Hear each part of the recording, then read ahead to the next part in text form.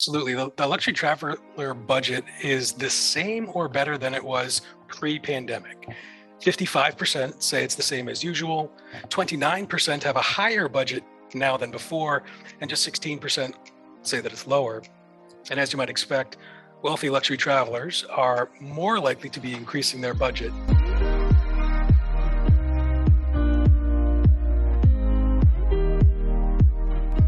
Hello, this is Peter Bates in New York for TravelDine. We're entering a pivotal moment in our industry's recovery from the pandemic, with both good and bad news across the board. Vaccines have unleashed a huge amount of pent-up demand. Airplanes and hotels are busy. Prices have risen, and employers are struggling to fill vacant positions. On the other hand, corporate and MICE still lag far behind the leisure recovery. And the Delta variant, and of course others, are threatening to put a halt to all our progress. We've seen in America some slowdown in bookings over the last couple of weeks. The pace for cruise bookings has also slowed. As travel advisors and industry executives plan and implement their Q4 initiatives, and refine their 2022 forecast, I wanted to take the temperature of the luxury travel consumer at this critical juncture. Which trips are they planning now? Where do their clients want to go? What will they spend? How are they going about their pre-trip planning? Above all, what are the opportunities for us in this industry, including advisors and suppliers? A recent study showed that Americans put away an amazing $3.7 trillion in savings during the pandemic, with much of that concentrated among the wealthy. Indeed, the survey we're about to discuss showed that they have a high level of confidence, about 81.7%, in their financial situation for the next 2 years. So to that end, I commissioned the Affluent Consumer Research Company, which is a Washington-based company headed by Chandler Mann, to survey the affluent US consumer. And I'm delighted that Chandler is with us today to talk about that research. So hi, Chandler. Thank you very much indeed for joining us. Good morning, Peter. Thank you so much for having me. No, it's good to see you. So tell us a little bit about how you went about this piece of research, the methodology you used, how you carried it out, and when you carried it out. Certainly. So the survey that we partnered to build was first vetted by industry executives in travel advising, global luxury hotel brands, and small format brands like boutique and luxury cruise lines. With this scrutinized questionnaire in hand, I went about collecting data online from July 23 to July 29, 2021.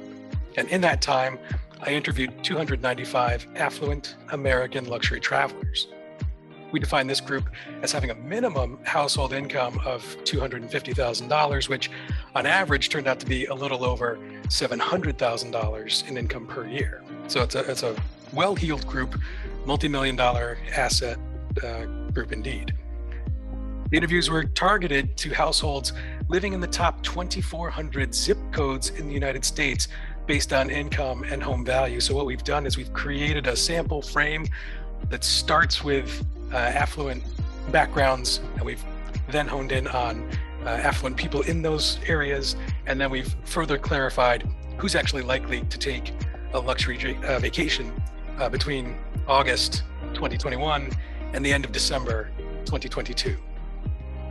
Fantastic. So it's very current data, and it's over a pretty defined period.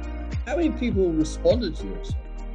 There were 295 completed interviews. We did a little over 400 total interviews to get to that number. So we lost some folks who were not travelers, or they didn't complete the survey in some way. Right.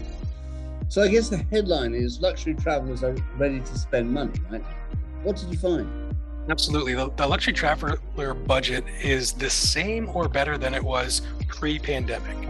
55% say it's the same as usual, 29% have a higher budget now than before, and just 16% say that it's lower.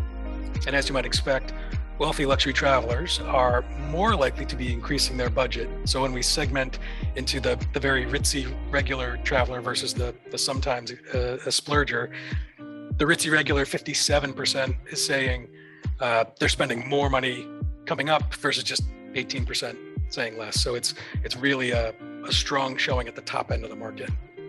Good. So I guess this is where marketeers should be really focusing. These are the people who are going to be first back into the market, isn't it? It seems like that's the group that's going to be the first to just kind of pick up where they left off. It's not an enormous segment. It's probably 20% of the population or so. But from a dollar volume perspective, that's going to be your sweet spot. And it's interesting thinking about budgets and the travel advisor community. This traveler is very interested in having insurance to protect against pandemic-related losses. Specifically, more than half of all luxury travelers and 77% of that ritzy regular traveler, the high-end luxury traveler, expecting to get that kind of insurance on these trips moving forward. And when we think about the opportunity among all luxury travelers in general, and as you can imagine, it gets more intense the higher up you go. Their mindset, their budgetary mindset is extravagant. 51% describe their budget mindset as being extravagant and not thrifty. Only 18% said, in the comparison of the two, only 18% said thrifty over extravagant. So it's clearly a consumer that's ready to come back and spend. And to me, the term revenge travel seems a bit vulgar, but it's clear that they're taking a high priority in travel, and they don't see anything stopping that. Yeah. Short and of you say it's the top 20% of the US population, but in your experience, the trend will be that other groups will then follow them, right? They may be steps behind, they may be a year, 6 months behind, but they will follow this trend in due course, won't they? They will, and this 20% probably contributes, 40% of overall volume in a normal year. And this year it's probably going to be, 70 or 80% because they're the ones coming back volume-wise. But you're right, it is something that trickles down. So yeah, every expectation is that the middle, quote unquote, middle class will pick up shortly thereafter, and then the stragglers will come on, and a year or two from now, every regular traveler will be traveling again, affluent or not. So whether you're talking about a destination, a hotel company, an airline, a tour operator, now's the time to be planning, isn't it? Because this is going to be happening quite quickly. I think it's going to come. Once it starts to come, it will come like a freight train. And the challenge that so many industries, especially in the United States, but elsewhere as well, is just labor. People who are willing to do the work and able to do the work at the right level of service. And so education, get that pipeline going, get the line of people who can come in and do the work. I mean, that's got to be a priority in the next 6 months, over the next 6 months. Because delivery, once these guests arrive, is critical to the success of the campaign. 100%. Yeah. So the research shows that the demographic is actually planning multiple trips. Some of them may be closer to home, they may not be going internationally all the time, but tell us a little bit about that phenomenon. So we're again looking at trips that are taking place between August of this year through the end of next year. So December 31st, 2022 was the time frame. And US luxury travelers are planning on average between 5 and 6 vacations over that time. About 70% of those trips will be domestic US, and about 30% will be international. So that translates to like 1 or 2 trips, international trips for most international travelers, and about a third not taking an international trip at all. When we think about where they're going, Florida is the #1 domestic destination. 45% of domestic travelers are heading to Florida. California at 35 and Hawaii at 30 are the top 3 states people plan to visit. And then following that, there's a drop off, but Texas, Colorado, and Arizona all tie in 4th place with 17%. And then New York State at 15% round out the top 5 US destinations. And clearly there's a lot of overlap and multiple trips, and we're seeing that really in the international markets as well. It may not all fall in the same trip. There is some hesitation around doing too many countries all at once, just the headache of travel, transit, I should say.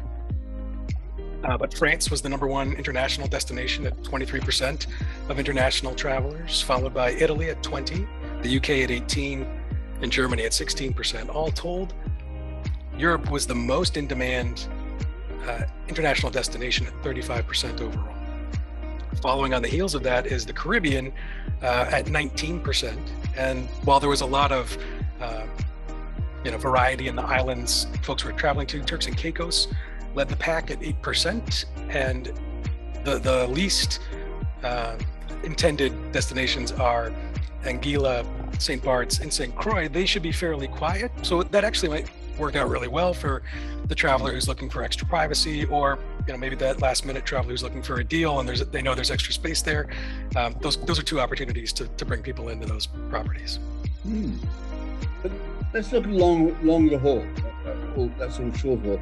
I'm thinking in particular destinations like India, the Middle East, the Maldives, Southeast Asia. What did our research tell us about those destinations? Well, it's a smaller portion of the market that's looking to go quite that far. Asia overall was about 9%, Middle East about 7%, all in. Japan was the #1 US destination, 9% of US international travelers want to go to Japan. India, Korea, and China all tie around 2%. And then all other destinations within Asia, Indonesia, Southeast Asia, et cetera, are 2%. So it's a smaller proportion that are looking to go to Asia, Japan being first. Middle East, the most popular destination is Israel at 5%, followed by the United Arab Emirates at 3%. Turkey and Saudi Arabia each come in at 1%, and then the rest of the countries combined are about 4%. Very good. So what are you saying there in terms of India, for instance? You're quoting a figure there, I think about 2%, right? 2%, yeah. 2% of the affluent US population, considering that as a destination to visit. And are you thinking they're interested in visiting that next year in 2022? You are, I think, aren't you? We are. We're looking for international trips to pick up pace starting in the spring of 22 and moving into the summer of 22. So that's when we're seeing the most activity in terms of international trip starts. So that I would venture to guess that it's going to be a little bit longer out the further someone has to go. Sure. So it seemed to me, reading the research, that more value is being placed by these travelers on the use of a travel advisor. That seemed a little surprising in some ways, but it seems that more of this group are now using the services of a travel advisor. And what can you tell us about that? It's really interesting. Luxury travelers are more interested in using advisors this year. We asked two questions. What was your likelihood to use an advisor pre-pandemic in 2019? And what do you think your likelihood of using one today, 2021, is? And we saw the really committed luxury traveler, they didn't change all that much. They were just as committed, but it was the folks who were less frequent luxury travelers that were coming in to the space. So when we asked them, what's the most important reason or most important driver for wanting to use a travel advisor, all consumers, familiar and unfamiliar advised consumers, say that what the advisor can provide to them is a wide range of activities and travel types that they can represent. And then it's followed by their service experience with the advisor. They're looking for a genuine, positive interaction with the human being on the other side. And they're looking for people who can not only curate creative activity plans and make great trips, better trips than they can make, but they're also looking for the personal experience of that advisor to really inform and help them feel confident that this really is going to be a great trip, and here's reasons why. As I alluded to, there's a crop of newbies who are planning to join the ranks of the advised, and mostly it's inexperienced or infrequent luxury travelers.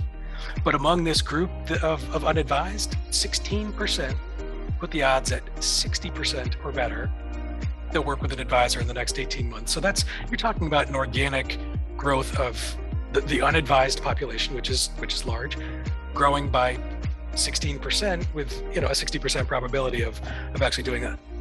I mean, it sounds like it's small numbers, but it's actually pretty impressive when you think about, hey, that's probably tens of thousands of new people coming into the advising space. That's great. And I suppose one of the reasons is they want more reassurance now that they can get to the destination they want to go to, because all the regulations by destination seem to be changing rapidly, and the travel advisor is able to help them with that. But at the same time, they're asking their travel agent if the travel agent has seen the destination and whether they believe that the guest will like it. Have you been there? Will I like it? Seem to be questions that are being asked. What do you put that down to? It's interesting. I think that folks are looking to see a lot of new things and have new experiences, and that's causing. They want to feel confident in their decision, and so they're using the advisor as sort of a proxy of, okay, is this actually going to be worth my time and money? And we saw a pretty strong delineation between people looking for specialist advisors who know a lot about one area of travel versus the broad spectrum. And certainly the specialist has their important role, but it's that generalist who is really driving, really responsible for a lot of the interest. Yeah, okay, that's good. Good news for them. Of course, COVID is still on everybody's mind. It's a concern people have about where they're going to go and how they're going to go. But it seemed that the respondents in general, the affluent, are already fully vaccinated. Now, I realize there's now going to be a booster shot 8 months later that people are talking about. But everybody, looks like the majority of the people you've been looking at are double vaccinated already. It's true. 80% tell us that they're completely vaccinated. Another 11% either are partially vaccinated or they're planning to get one. And only 6% are telling us that they won't do it. And there's some folks that chose not to respond. So it's not so much a vaccination issue when we look at, hey, what's your reasons for not wanting to travel? For instance, not wanting to travel internationally. And the biggest issues were the transit. And they are concerned most with either getting stuck coming home because a test doesn't work out, or they didn't get it in time, or whatever the case. They're looking for secondary options. And we're seeing that in pre-trip planning, where they're saying, okay, here's what I'm going to do if destination A is going to be closed and I can't go. I'm going to go to destination B. That's my backup. And I'm going to have 2 trips booked. And thanks to cancellation policies being generous like they are right now, they're able to do that really risk-free. The trick is having that same plan, but coming back. And so if you don't have a reservation, nearby the airport, and you find out you're stuck, you want to really make sure you've got a good place to go that's close by. Right. And so if advisors and just consumers in general, if they can mitigate that, the unquantified risk of, I'm stuck and now I don't know what to do, that's really going to be a big boon. I think all travel today is about flexibility. You've got to be flexible. Airlines are going to change schedules. Regulations are changing by country all the time. We've had changes in the UK this week. We've had changes in America this week, just as 2 examples. But if you're flexible and your travel advisor is there to help you, you should be able to pretty well go anywhere you want to, right? It seems like it. I mean, there's certainly the flare-ups of COVID that put people on amber lists and red lists. Absolutely. And things like that. But from the consumer willingness and interest, it's all there. You make a really excellent point on flexibility, because it's a huge part of the travel experience. But it's actually really becoming a part of our daily life. We have to be flexible in where we work and when the kids are home and when we can get out and do the thing we need to do. So we don't realize it yet, but it's actually reprogramming the way our society is, and it's changing our habits, it's changing our practices, and we can't really even begin to envision all the domino effect that's going to cause. That's great. So this whole age of social distancing, concerns about being with people, seems to have accelerated the interest in private experiences. And I think our survey bore that out. We know private jet travel has gone through the roof over here in the US, but people are looking for villas, they're looking for private experiences. What takeaways did you get from our survey? Well, just to level set with the data, 55% told us they were planning to stay in a private accommodation in that roughly 18-month window. And that could be a rental home or it could be something more exclusive. 25%, so about half of that group, are looking for those exclusive experiences, the private villa, the private yacht, or even a private island stay. And obviously, those things come at a price, and so there's a certain type of customer that's looking to do those things. You mentioned private air, 20% overall plan to use point-to-point private air over commercial. And when you look at the really wealthy, it rockets to 44% flying private. That doesn't mean commercial's going away. 85% still are planning to use commercial on one of these upcoming trips, the 5 to 6 upcoming trips that they have planned over this time period. So yeah, folks are going to be moving. They'll spend some of those times. The first places to come back are going to be hotels and resorts. Those are already showing strong returns. Private still is relatively smaller compared to that. And I think there's an interesting play for the island, that private island, that really private experience. It's just a great opportunity to partner with a fractional provider to say, hey, here's a great way for us to make something nice. And you just said 20%. Before the pandemic, that was what, 10%? Has it jumped by 10 points? That's a great question. I'm not exactly sure what that number would have been pre-recession, pre-pandemic, but as you know, private air travel is quite rare. There's maybe 100,000 people in the US that get on a private jet in a given year. Right. So they seem to be wanting to make up for lost time. They've been restricted for quite some time. They've been doing some domestic tourism, but it seems they're now packing more experiences into the trip. But something that came out that was really interesting to me was the word slow travel as a trend. They're spending more time in search of a more meaningful experience. They don't seem to be wanting to be running from place to place and perhaps covering a lot of ground. They'd rather stay put and really go deep. Can you explain what's happening there? This is a really interesting trend because it's multifaceted. So at first, as you might expect, this trend is more prevalent among luxury travelers who are telling us that they are doing it more out of responsibility to the environment, sustainable travel, as opposed to getting that deeper experience, which is there, and it just appears to be a secondary benefit to what's going on. Their priority in slow travel is, you're right, having a mindful, self-aware journey that they can use to increase the impact that the vacation has, because they're present with their family, they're absorbing the environment that they're in, and it actually makes the trip feel longer. Speaking just for myself, this is one of my favorite trends, because for me, when I get so much more out of the little time I'm able to take off, and at the end of it, I feel ready to come home and have much stronger memories of the time. So it almost enhances the overall experience. It actually reduces the stress of having to move around and do things. That doesn't mean I'm sitting around and doing nothing. My vacation is still busy.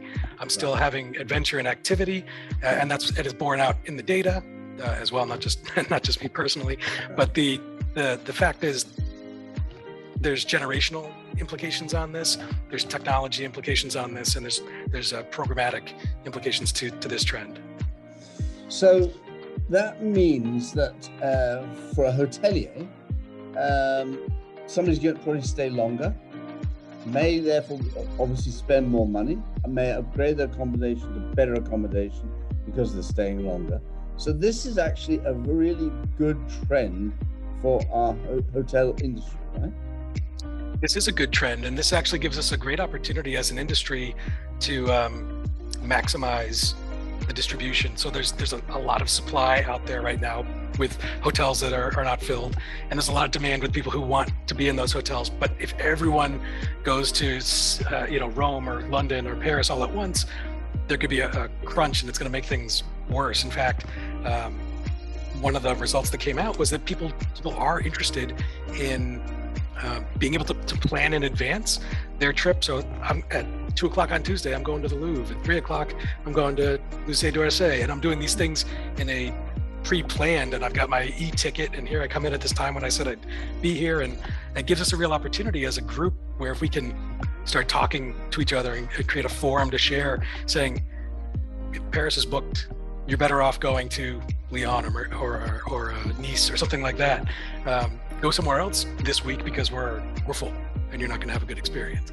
If we can get to that level, I think we'll maximize the travel dollar spend collected by the industry, as well as spread out the amount of traffic to a single spot, which is good for COVID, reducing COVID, and it's good for reducing the environmental impact in one area. That's really interesting. It's also interesting that it's a real change of mindset, actually, isn't it? I think it's more about a partnership between peers and equals, as opposed to direct competition with trying to get every dollar. It's better to reroute the dollar to a neighbor who needs it than to let it sit there and not get used. Yeah, that's really interesting. The research found that luxury travelers are coming to appreciate tech solutions that speed logistics and minimize interactions with staff.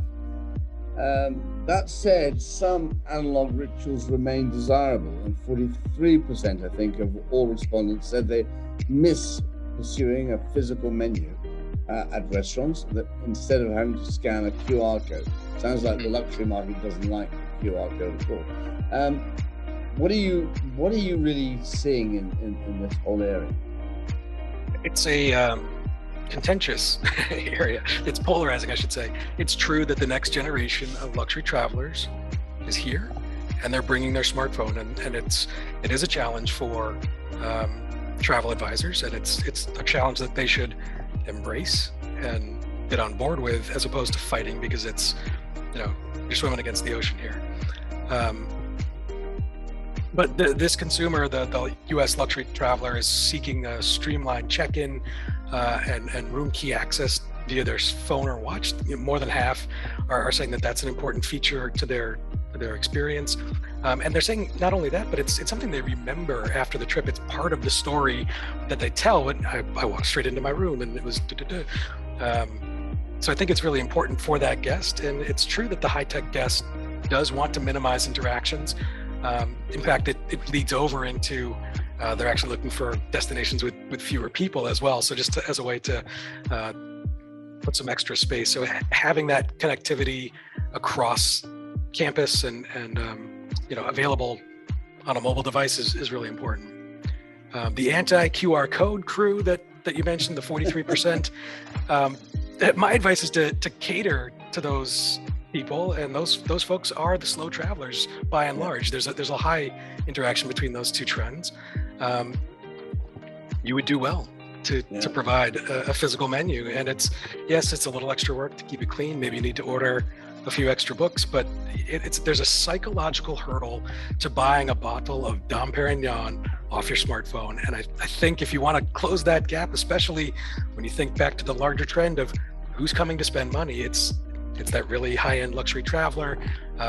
Half of them have the expectation that they're going to be able to have a traditional experience. The other half are okay with it, but you got to have the option. Yeah, it's really interesting because technology wasn't necessarily part of the luxury consideration set, was it? They didn't really necessarily go together. But I think one point I read from the survey was that there is a certain amount of travelers now who organize their whole life on their phone. That is their travel agent. Right? They want that instant access. As you say, they want to get into the room easily. They want to use their phone for that. But that doesn't mean that they are not a luxury traveler. That those two go together now, right? In some previous research I did while I was at YouGov, this was 2018, I think, we saw we were reaching that critical mass where about 55% globally were telling us technology in the room. So smart speakers, so on and so forth, wellness technology included, was actually really appealing and driving decision-making for a segment of the population. So I think it's a trend that's been building over time, but just like all technology trends, they start real slow and then they tick way up as the exponential growth curve comes. And I think you're going to see that more and more, and probably pretty quickly. And the pandemic has accelerated, hasn't it? It has accelerated that, and this is all. It's what's so maybe interesting is the word. Maybe it's frustrating. Is that the need for that personal service and that high quality experience has not diminished. It's probably gotten a little bit more difficult because the customer is not only well versed in what is luxury travel, but their expectations are super high. Their attention span and patience is super short, and they want it to go right the first time. Right. So when asked about activities, right? So they're here, they're staying a bit longer, and what do they want to do on vacation? All the respondents listed said they expected the fundamentals to be first for all segments: sightseeing, islands and beaches, food and wine, walking and biking, all ranked near the top, which is as it has been for a long time. Beyond that, we found that the higher the probability of being a luxury traveler, the more specialized the interest, whether it's cruise and water tours, culture, history and arts, adventure, festivals and events, and wildlife. I mean, it's all changed to a certain extent, but stayed the same at the same time. What's your advice to a marketer today? It's a really interesting question, and the way that the market's segmented is that sort of middle, not quite the high-end traveler, but definitely not that inexperienced traveler. That middle core of luxury travelers is in a sort of getting back to nature. So they're going beyond the basics. They want something that's physical and enriching and intellectual and all these things. So they've moved up in that regard, whereas the high-end traveler, that ritzy regular, has springboarded into even more. I think maybe the word, it's probably not extreme, but they are looking for adventure. They are looking for luxury adventure. So it's safaris, and it's high pampered, but it's also expedition cruising, and it's really quite extreme in some cases. And it's not just exhilarating physically, but it's also relationally reinforcing. So we're seeing multi-gen travel really tick up at the high end. But as people advance through the luxury spectrum, it's clear that novel experiences are incredibly important. So showing them something new. We see the demand, like I mentioned, adventure travel, air and helicopter tours, even habitual stuff like wellness and family relationships and sports, hobby-related activities are all ticking up the higher you get on the spectrum. When you've seen it all, you need to see something new to keep it interesting. And so as clients advance through stages, they don't lose any of the demands that they previously had or have built up over time, but they continue to add new expectations. So to your question of what advice do I have to offer, I would say if you're looking to attract a new client or to keep returning clients happy, is to invest in new activities and programming that this group considers interesting. Meaning it's exciting, gets your blood pumping a little bit, gets a response out of the person, either emotionally, right? They feel something, or there's some physiological, kinesthetic engagement. Together, by the way, these two things are the building blocks for creating memories in people's brains. And so if you can add programming that has a physical, emotional, primarily those two things happening to the person, you're more likely to build a strong memory, and that's everything you can hope for when you're trying to build a strong brand with a consumer. So it does help to have something kinesthetic you can touch and feel and get those goosebumps when you're done with it. And so one example that comes to mind, if you're a beach property and you're able to get a jet lev or a flyboard, the device where you strap it into your feet and you kind of levitate off the ground using water to blast you 20 feet up in the air. That's really cool. People want to do that. It's new, and it's a great ancillary experience. You can charge someone $500-$600 to have this really awesome experience, and why wouldn't you do that? The important thing is if you are going to invest in a new product or a programming expansion, you're going to want to make sure that you market that and attract people that are going to be interested in that. So it's okay to be aggressive with promoting new things that you're doing, because that's what keeps people's attention. And like I said, it's a short attention span world. You got to keep it fresh and new, and that I think would really help. So insider access is another one, isn't it? That this group really like. If they can go somewhere or get into something that they normally can't do, but they're prepared to pay for that. There isn't really a threshold of I won't pay for that. They are prepared to pay, right? And it shouldn't be that this is all going to be included. What we're trying to do is create memories, and memories are created by putting together, perhaps with your travel advisor or perhaps with your hotelier, something that nobody else has done yet. Yeah, at least that it's new to them. If it can be really, really new, I think that's bonus points. And again, you have to calibrate that to the person at the top end of the spectrum. Yeah, you need to bring your A game. As you get to the middle luxury traveler, I still think they need to have something that's outside of their norm, but you probably don't need to go too extreme, because when you do get to the bottom end of the luxury travel market, there is going to be sensitivity and pressure on price. So it really, you have to calibrate it for the right audience. So in the last few months, we've heard and watched Sir Richard Branson go into space. We've seen Jeff Bezos and his brother both go into space. We even saw the first space charter this last week, when a billionaire took 3 friends into space for 3 days. Did you ask our sample audience if they were ready for space travel? We had to. It was too interesting a point, and this makes the case. I was just discussing about having new experiences. Overall, the median likelihood, so at least 50% are saying there's X% likelihood that they'll try this kind of adventure, is 10%. So U.S. luxury travelers, pretty low interest overall. But when you zoom in on that ritzy regular, that person who's kind of seen and done it all, 10% jumps to 90% probability of wanting to do that kind of a trip. Like that Bezos and Branson took, that 1 hour trip up and down for $250,000 is very interesting to that person. It also correlates with the younger luxury traveler, that 25 to 44-year-old, and those who work with travel advisors. They are interested in that sort of grand adventure. Fantastic.